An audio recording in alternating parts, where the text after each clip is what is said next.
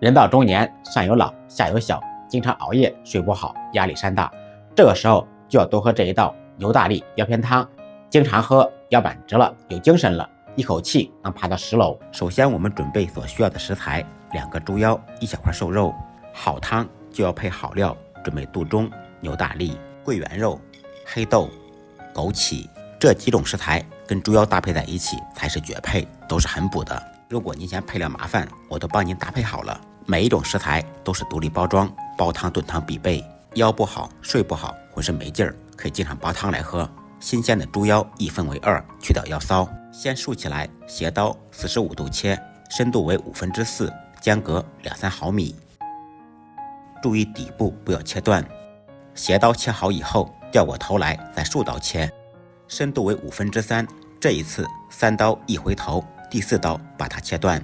这样改出来就是腰花，也称之为麦穗花刀。嫌麻烦也可以把猪腰直接改成腰片。改好刀以后，放入盆中，加入葱姜1小勺盐，少许黄酒1小把干淀粉，用手抓拌均匀，腌制10分钟。这样可以很好的去除腰骚味。利用这个时间处理其他食材，1小块猪瘦肉切成稍微薄一点的薄片。煲汤时放一点猪瘦肉，煲出来更加鲜甜。切好以后放入碗中备用。杜仲、牛大力、黑豆、桂圆肉放入碗中，加入清水，简单清洗一下。洗好以后把水倒掉，控干水分。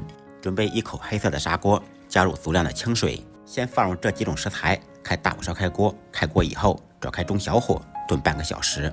腌好的腰花加入清水，反复清洗几遍，彻底洗净。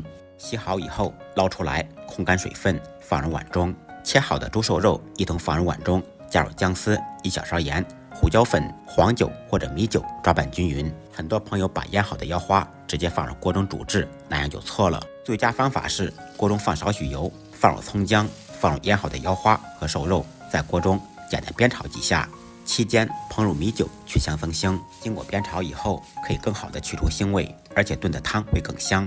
当然不要炒的时间太久，炒至微微变色就可以了。这几种食材煲出味道以后，可以再放入一些自己喜欢吃的配菜。我放了一些笋尖和榨菜，放入炒好的腰花和肉片。开锅以后撇掉浮沫，再煲个3-5分钟。